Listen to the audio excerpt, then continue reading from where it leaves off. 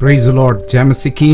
मैं हूं आपका भाई प्रभु का दास पास्टर अतुल मैसी, और मैं एक बार फिर से परमेश्वर को धन्यवाद देता हूं इस समय के लिए जो कि परमेश्वर ने हमारी जिंदगियों के अंदर दिया है। और मैं परमेश्वर को धन्यवाद देता हूं आप सबके कमेंट्स के लिए, आपके फोन कॉल्स के लिए, आपके सराहना के लिए। और मुझे बहुत सारे लोगों का फोन आया, बहुत सारे लोगों ने मैसेज भेजे और उन्होंने कहा कि आपके द्वारा बताई गई कहानियों से हमें बहुत आशीष मिली है। और सच में ये कहानियां परमेश्वर के वचन के साथ जो आप हमें बताते हैं उससे हमारे जीवन में बहुत ही आशीष हमने प्राप्त की है। परमेश्वर का धन्यवाद हो, आप सभी का धन्यवाद हो कि आपने इन कहानियों के ऊपर कमेंट्स किया, इन्हें शेयर किया, लाइक किया। और परमेश्वर को मैं धन्यवाद देता हूँ सारी भलाइयों के लिए। आज मैं फिर से एक बार आपके साथ हूँ, एक नई कहानी के साथ में, नई स्टोरी के साथ में, नई आशीषों के साथ में, नए वचनों के साथ में मैं आपके साथ में हूँ। चलिए चलते हैं। एक बार एक कारपेंटर बढ़ई था जिसकी उम्र 60 साल, उसको नौकरी करते हुए 40 साल हो गए थे।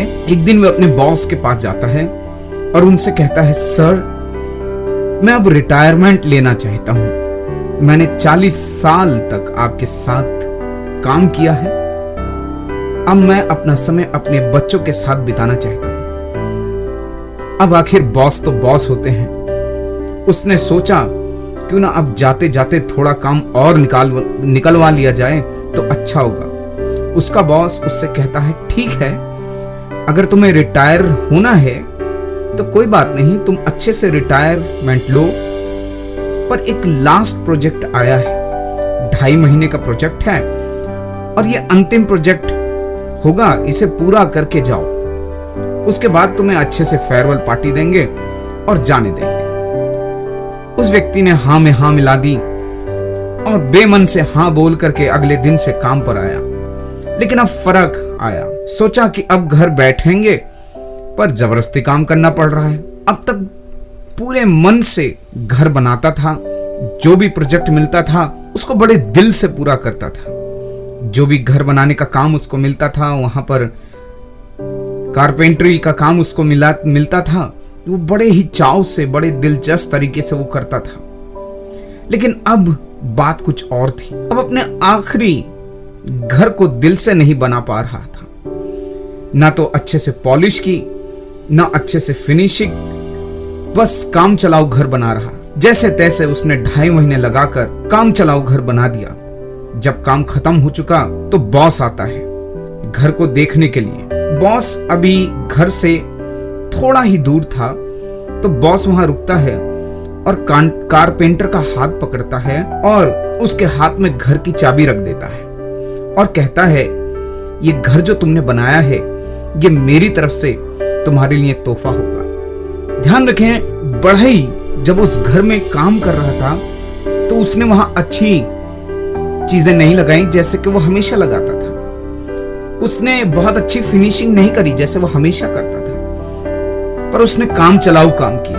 बॉस बोलता है, तुम्हारी 40 साल की मेहनत का ये घर मेरी तरफ से एक इनाम होगा, ये तुम्हारा अपना घर होगा जो तुम बना रहे हैं। सोचो क्या बीत रही होगी उस समय उस कारपेंटर के दिमाग में, क्या चल रहा होगा उस समय कारपेंटर के दिमाग में। काश मुझे पता होता ये घर मेरा है, काश मुझे किसी ने बताया होता कि ये घर मेरा है, तो मैं अपने जीवन का सबसे खराब घर बनाने की बजाय अपने जीवन का सबसे बेस्ट और उत्तम घर बनाता। काश काश काश इस कारपेंटर की तरह हम भी रोज अपना घर बना रहे हैं, हम भी अपने लिए कुछ बना रहे हैं। यह आपको सोचना है कि आपको काश चाहिए या आकाश चाहिए।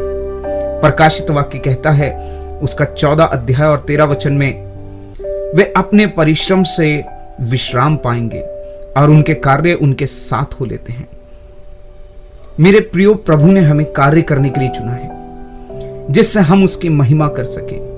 याकूब 5 अध्याय और उसका 8 वचन कहता है, तुम भी धीरज धरो और अपने हृदय को दृढ़ करो क्योंकि प्रभु का आगमन निकट है।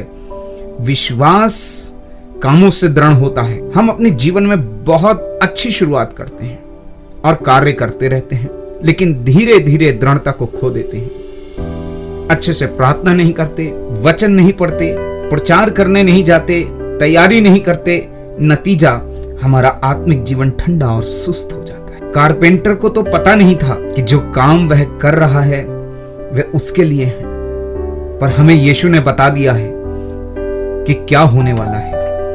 उस व्यक्ति के समान ना बने जिसको एक तोड़ा मिला और उसने अपने तोड़े को जमीन में छुपा दिया।